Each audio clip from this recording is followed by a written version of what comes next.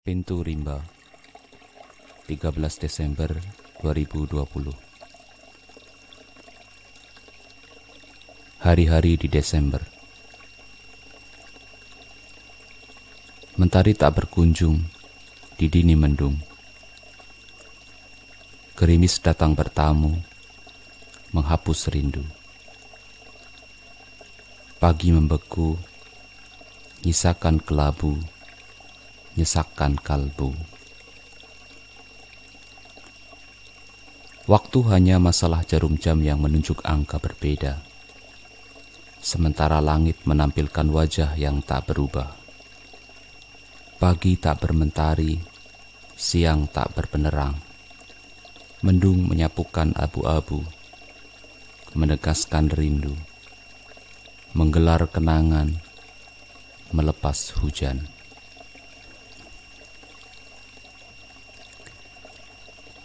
Hari masih pagi, kabut putih susu masih kental menyelimuti pintu Rimba, jalur pendakian Gunung Slamet trek Batu Raden. Pohon-pohon damar berdiri tegak menantang langit. Wangi getah yang meleleh dari luka sadapan menebarkan aroma serupa dupa aromatik alami yang membius saraf, menenangkan siapapun yang menghirup wanginya. Pucuk-pucuk pohonnya runcing seperti ujung tombak hendak menghunjam dan merobek mendung bulan Desember, agar awan kembali menumpahkan muatan, meluruhkan hujan dan meringankan beban langit. Burung-burung, cangkrik, katak, dan belalang menjalin simfoni merdu mengisi panggung pagi. Sesekali suara-suara owa Jawa bersautan, menggema, mencoba memecahkan keheningan. Tumbuhan paku-pakuan kecil dan rerumputan tampak rimbun memagari setapak menanjak menuju puncak, dan hanya memberi sedikit celah untuk sekedar dilalui sepasang kaki pendaki ataupun aliran air di saat turun hujan.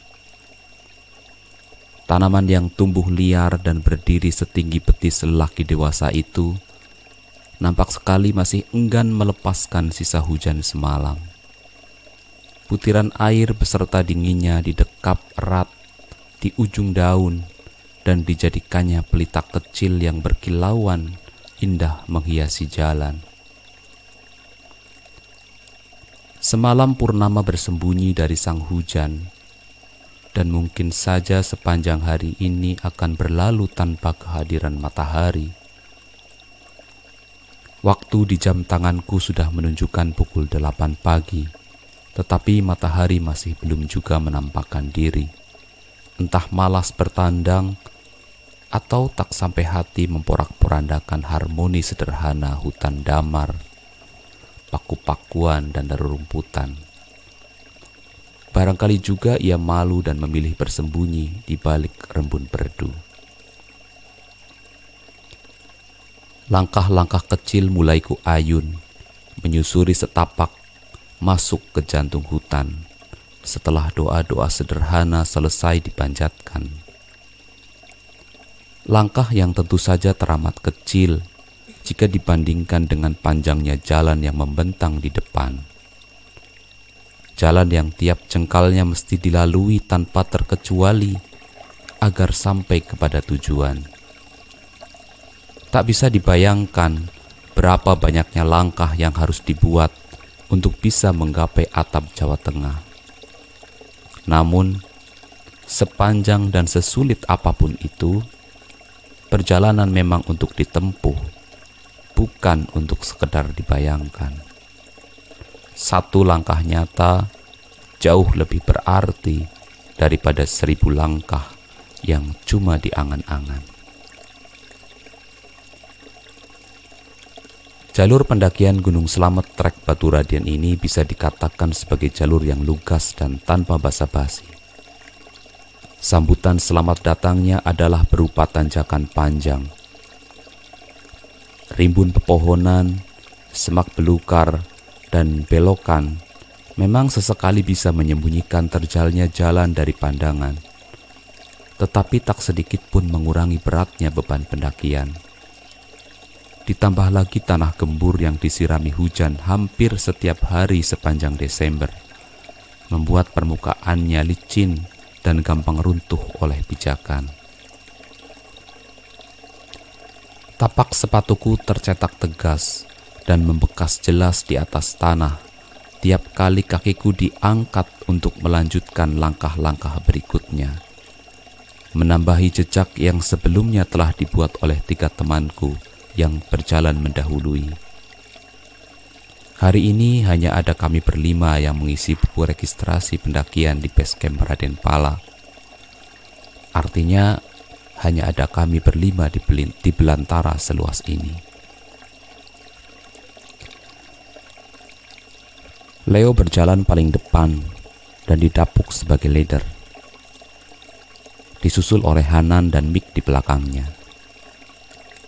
Aku berjalan setelah mereka bertiga, sedangkan Chandra berjalan terpaut beberapa langkah di belakangku dan bertugas sebagai penyapu. Aku baru mengenal mereka semalam. Kami sama-sama bermalam di base camp Raden Pala Baturaden. Chandra berprofesi sebagai guru olahraga di sebuah sekolah alam yang letaknya bersebelahan dengan base camp. Leo dan Hanan adalah mahasiswa semester awal sebuah perguruan tinggi swasta di Purwokerto. Adapun Mick, dia adalah yang termuda di antara kami. Remaja berperawakan kurus tinggi itu masih duduk di kelas 12 sekolah menengah kejuruan di Sokaraja. Setengah jam berjalan kaki, hutan damar yang sedari tadi mendominasi pintu rimba kini telah berganti menjadi hutan hujan tropis dengan vegetasi yang lebih heterogen. Rapatnya vegetasi menghalangi panas matahari untuk sampai di permukaan tanah. Akibatnya tanah menjadi lembab, dan itu artinya jalur yang kami lalui menjadi semakin licin. Jalan yang licin itu beberapa kali membuatku terhuyung limbung. Trekking pole di tangan memang sedikit banyak membantu menjaga keseimbangan badan, tetapi tak bisa terlalu banyak diharapkan saat tubuh kadung kehilangan keseimbangan karena lepasnya pijakan.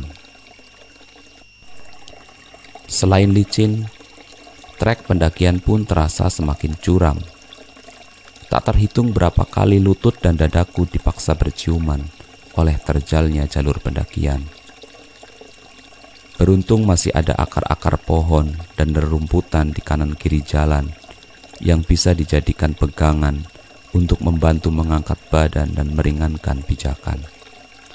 Meskipun tidak selamanya rerumputan itu kuat menahan bobot tubuhku.